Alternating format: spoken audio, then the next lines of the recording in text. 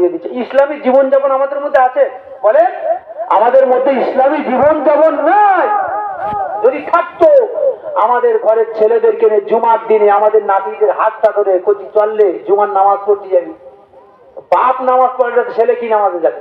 বাপের পকেটে বিড়ি, ও ছেলে দেখে যে বাপ ধোঁয়া টানছে কি করে, আমি একটু বার করে দেখি, বাপ তো এখন ঘরে নেই, দেখি কি হয়।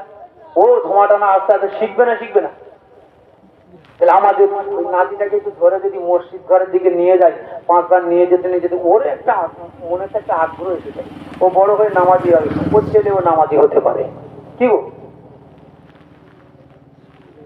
তাহলে ইসলামটা আমরা খুব সহজে পেয়েছি, কিন্তু আমরা খুব তাড়াতাড়ি ছেড়ে দিয়ে যাচ্ছি। ইসলামের দিকে আমরা মানুষ ঝুঁকে নেই।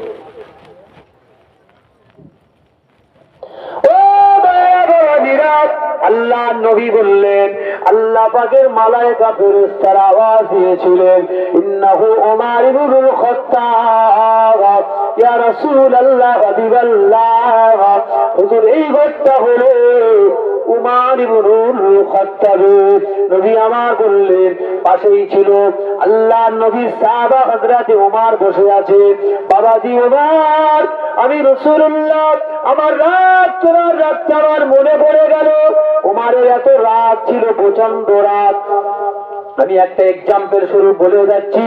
নীল নদের নাম আপনারা শুনেছেন। নীল নদের পানি একবার শুকিয়ে গিয়েছিল, খরা বেড়ে দিয়েছিল। নীল নদ মিশরের মানুষদের পানির জন্য হাহাকার অবস্থা হয়ে গিয়েছিল। আমিরুল মুমিনিন খলিফাতুল মুসলিমিন, অর্ধেক পৃথিবীর বাদশাহ ওমরের কাছে অভিযোগ নিয়ে যাওয়া হলো, ও নবীর সাহাবী ওমর, আপনি একটু ব্যবস্থা করে দিন, পানির জন্য মানুষ মারা যাবে। উট ভেড়া ছাগলগুলো পানির হাহাকারে শুকিয়ে মারা যাচ্ছে। আল্লাহ নবীর সাহাবী ওমর, আপনি একটা ব্যবস্থা করে দিন। ওমরের এত রাত ছিল, আল্লাহ পাক ওমরের ভিতরে সব কিছু দিয়েছেন। এই রাসূল বলেছিলেন, লা নবিয়্যা বাদি, আমি রাসূলুল্লাহ, আমার পরে আর কোন নবী রাসূল আসবে না। যদি আমার পরে আল্লাহ কাউকে নবী করতেন, রাসূল করতেন, আল্লাহ ওমরের ভিতরে সব কিছু আল্লাহ দিয়েছিলেন, তবে আল্লাহ আমার পরে আর কোন নবী করবে না। তাই ওমরকে আল্লাহ এত ইজ্জত, আল্লাহ সম্মান দিয়েছিলেন। আমার আল্লাহর নবীর সাহাবী ওমর রাসূলুল্লাহর পাশে পিঠটা লাগিয়ে শুয়ে আছে। ও বাবাজিরা, ওমর ফারুকের কাছে গেলে, ইয়া আমিরুল মুমিনিন খলিফাতুল মুসলিমিন, আপনি একটু ব্যবস্থা করে দেন। সাগর শুকিয়ে গেছে, মাটি ফাঁকা হয়ে ফেটে যাচ্ছে, কি অবস্থা হবে, মানুষ মারা যাচ্ছে।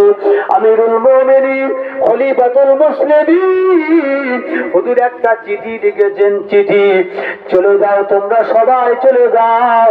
একখানা চিঠি লিখেছেন, চিঠিটা শুধু লিখে একজনকে ডাকলেন, বাবা চলে যাও, নীল নদের মাঝখানে চিঠিখানা লিখে দিয়ে চলে আসবে, আর কিছু তোমাকে করতে হবে না। চিঠিখানায় লিখেছিল, আল্লাহ পাক, আমি রাসূলুল্লাহর কাছে ঈমান এনেছি, আল্লাহ তোমার কাছে যদি আমি ওমর পছন্দনীয় হয়ে যায়, আল্লাহ চিঠি নীল নদে রাখার আগে তুমি নীল নদের পানি ভরিয়ে দিও। যিনি চিঠিটা নিয়ে গেলে নীল নদের মাঝখানে চিঠিখানা রেখেছেন, আমার আল্লাহ পাক ওমরকে এত পছন্দনীয় করে নিয়েছিল, ওমরের চিঠিটা আল্লাহর কাছে পছন্দ হয়ে গেল। চিঠিখানা রাখতে দেরি